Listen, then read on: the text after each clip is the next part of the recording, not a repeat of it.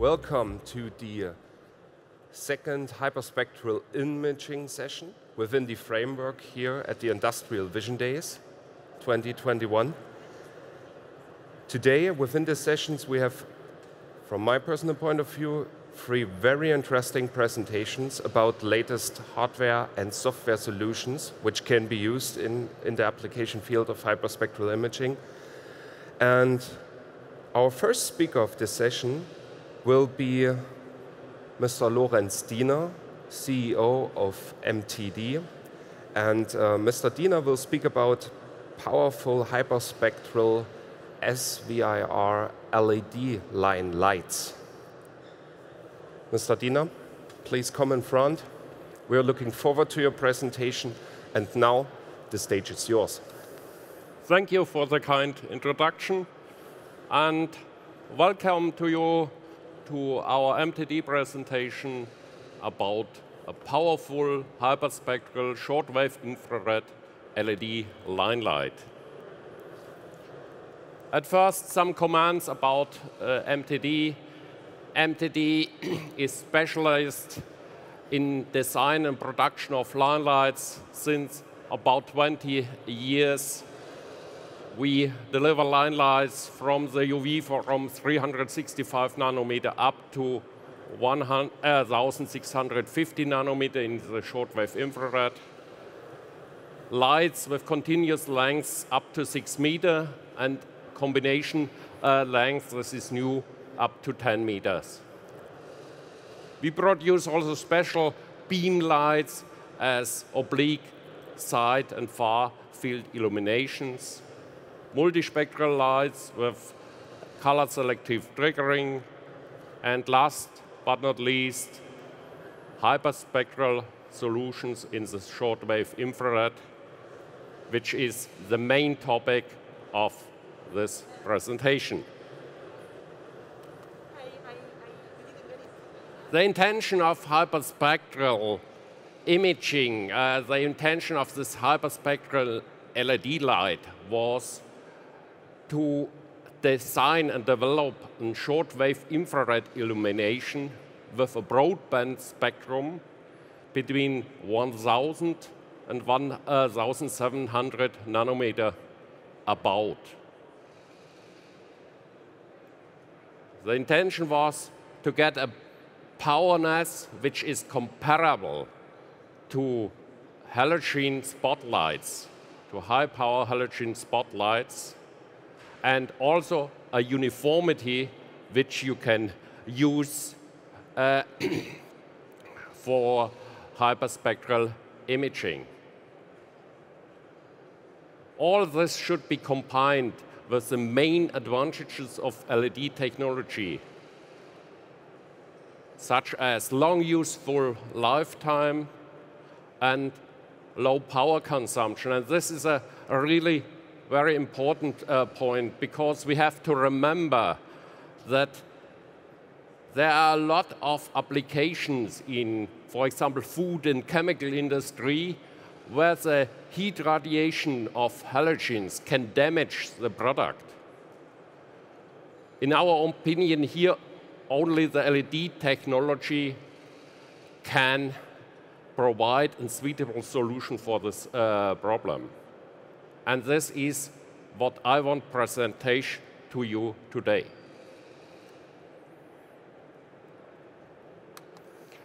The central design element of the new hyperspectral shortwave infrared light is a chip on board with a length of 300 millimeter, alternately assembled with up to 14 different wavelengths in the shortwave infrared. Assemble with shortwave infrared LEDs, high-power LEDs, LED chips of latest technology. It is done in such a way that each wavelength can be separately adapted, adjusted via software, so that you can adjust the different wavelengths to get a uniform light, or to adapt it to your camera sensor. We have now two new spectra in stock. One is the shortwave infrared 6 with an extended range from 1040 nanometer up to 1150 nanometer. And the shortwave infrared 7 with a little bit higher intensity, but also a range of only 1040 nanometer up to 1550 nanometer.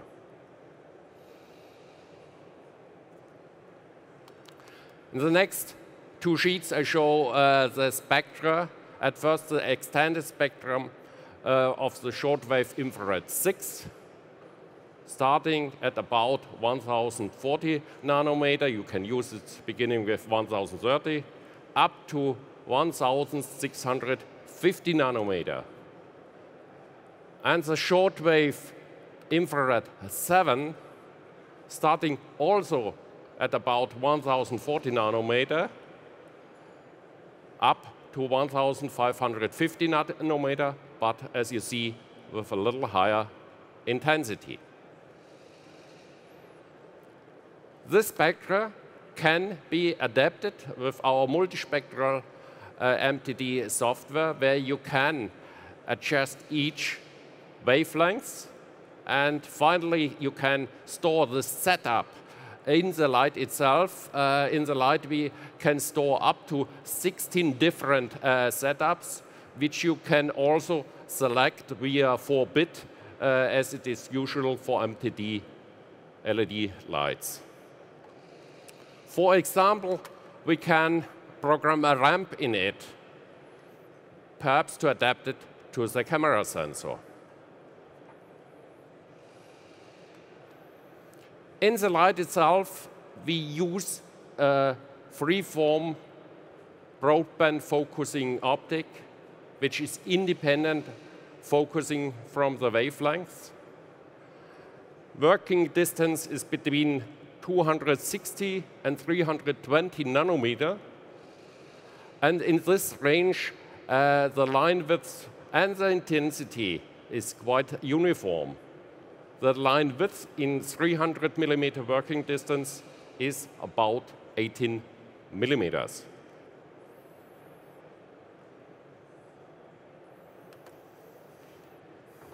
Here you see some first information about the dimensions of the LED light. These are the dimensions of a fan-cooled version. And I will say give you some more information about cooling in the next sheets. In our opinion, it's very important to cool the light, or let me say to stabilize the temperature of the light, because otherwise, as you see here, for an uncontrolled light, the peaks and the intensity shift depending on temperature.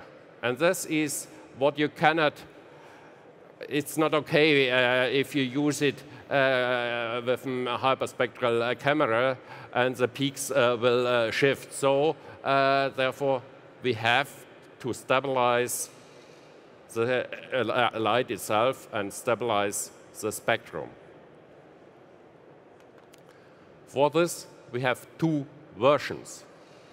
The first one is a fan-cooled version, where the fan is temperature controlled, the fan velocity is controlled in such a way that the light itself is stable in a range of 0.5 plus minus 0.5 Kelvin.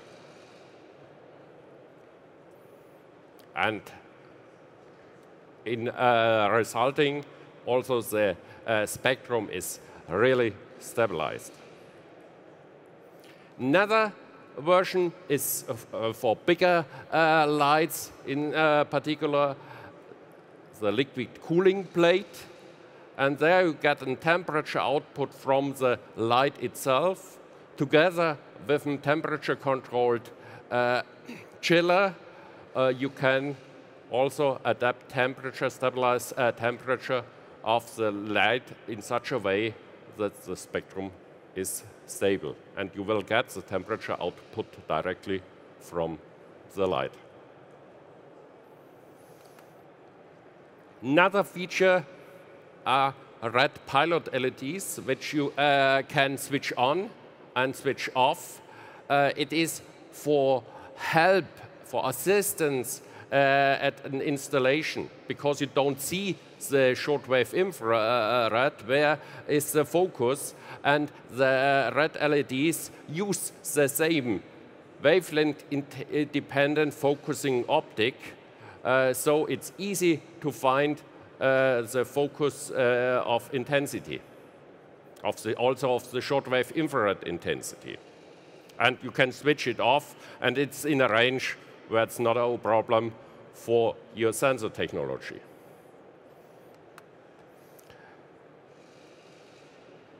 There's another option for MTD hyperspectral light. As you see, the first in the range of 1040 nanometer up to 1100 nanometer. The spectra of the singular LEDs are quite small, the spectral width. And therefore, we have in this field a strong variation of spectral intensity, which is always a little problematic for using with hyperspectral cameras. MTD developed an electronic-induced system to smooth this. And I'll show you in the next sheet the smooth spectrum compared to the original one.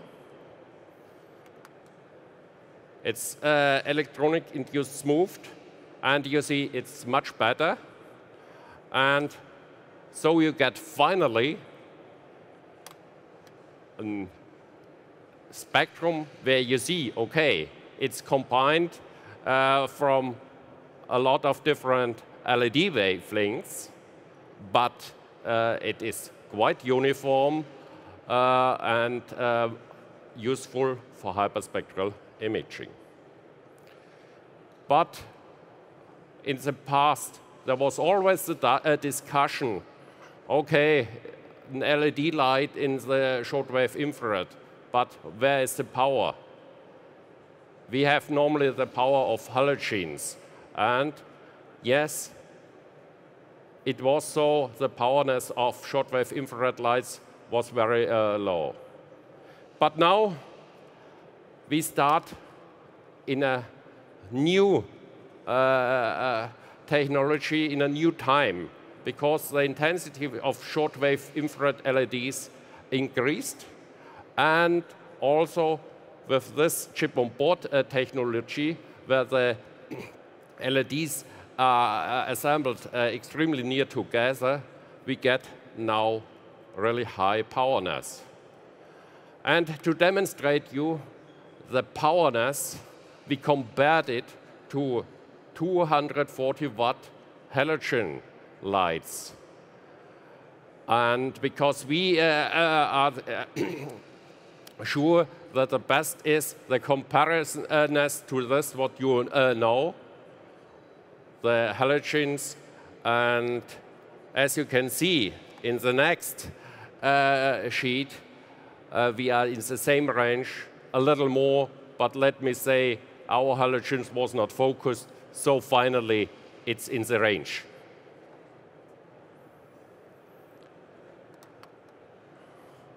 So I'm now at the end. Thank you for your attention. One moment, I think we have time.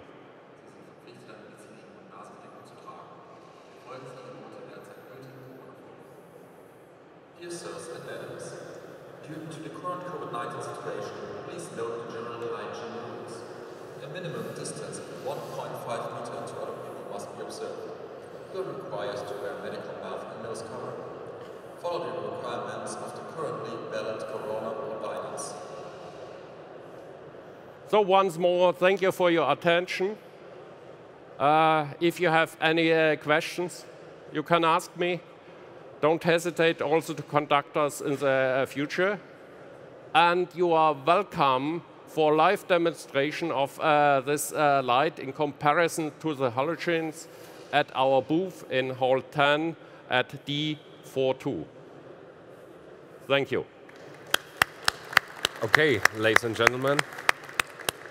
Thank you, Mr. Diener, for the presentation.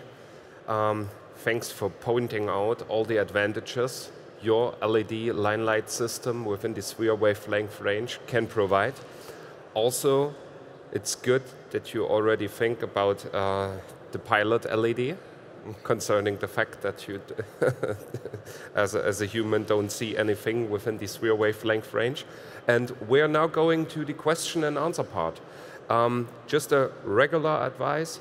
On the upper left of every table, you get the access to the online platform to use the online platform to ask the question to the speakers which are here up on stage within this session and within all the further sessions. So don't hesitate to use the online system. So we now go on with the question and answer part. And one question is, you have spoken about free-form optics. Can you say a little bit more in detail about what you're doing there?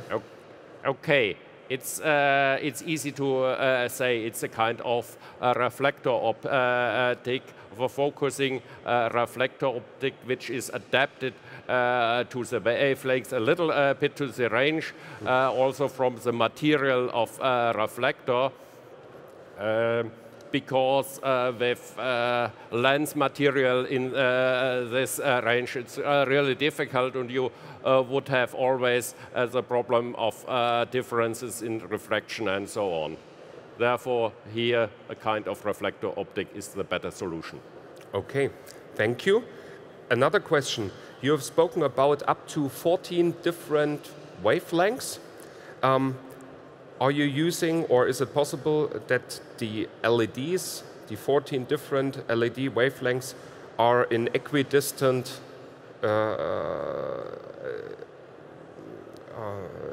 that the wavelength peak are equidistant to each other, or does the homogeneous spectrum? Yes, it's quite equidistant, quite equidistant, because what is special, you will not find at the market 12 or 14 different wavelengths in this range. So MTD arranged that LED companies produce special wavelengths for MTD so that we get nearly equidistant steps for the different wavelengths. And what is also possible is to can switch on program so that you get the total spectrum, or you can also program it and switch that you switch between the different singular wavelengths. But yes, it is because we have special wavelengths between which you don't find on the market. Okay, and concerning the homogeneity of the spectrum of the LED line light, does it really help to put more and more and more different wavelengths?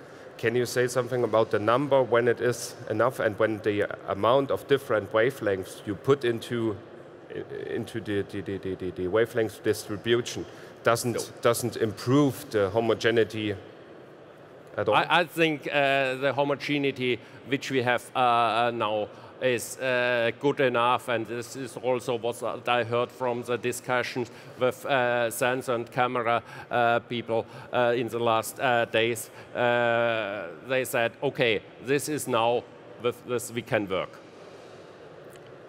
Okay, okay. Thank you very much, Mr. Diener, for the nice presentation and for answering all the questions. And thank you too.